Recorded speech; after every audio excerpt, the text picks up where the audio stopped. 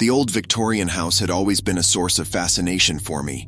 When I finally moved in, I felt a mixture of excitement and trepidation. The antique furniture, the intricate architecture, it all felt like stepping into a different era. Little did I know that the house held a sinister secret that would unravel my reality.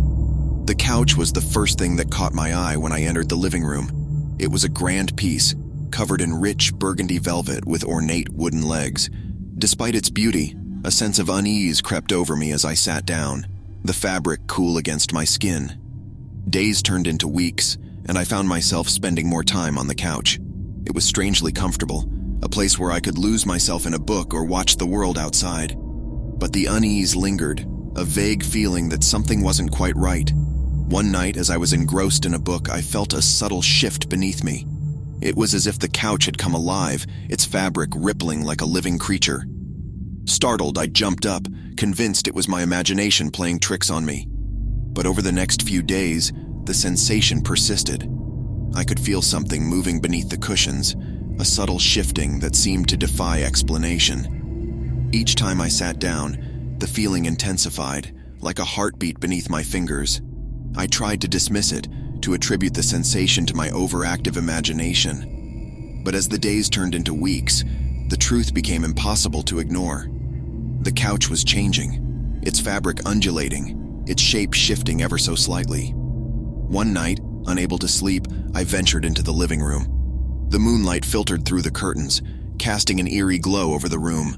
The couch seemed to pulsate in the darkness, its velvet fabric moving in a slow, rhythmic pattern. I stepped closer, a mixture of fear and fascination gripping me. As I reached out to touch the couch, the fabric seemed to respond, stretching and retracting like a living membrane. My heart raced, my mind struggling to comprehend the impossible sight before me. And then, with a sickening realization, I felt something grab onto my hand. It was as if the very fabric of the couch had come to life, its grip tightening like a vice. Panic surged through me and I tried to pull away, but the couch's hold was unrelenting. I screamed, my voice echoing through the empty house, but there was no one to hear me. I struggled, my movements growing sluggish as the couch seemed to drain my strength. It was as if the very life force within me was being sapped away. I fought against the relentless grip, my desperation giving me a surge of energy.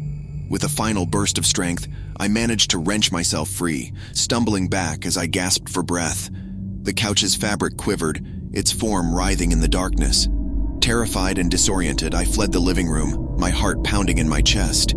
I called a friend, a mixture of fear and urgency in my voice, as I recounted the impossible events that had transpired. But even as I spoke, doubt gnawed at the edges of my mind. Had I truly experienced what I thought I had? Was it all just a hallucination born from exhaustion and stress? Days turned into weeks, and I avoided the living room at all costs. The couch seemed to taunt me from its corner, its presence a chilling reminder of the horrors I had faced.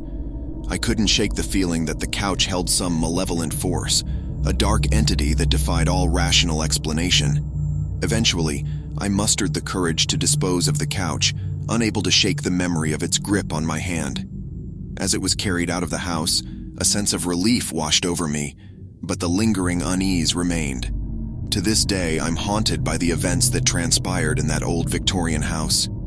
The memory of the couch's grip on my hand, its living fabric undulating in the darkness, serves as a constant reminder that there are forces in this world that defy our understanding.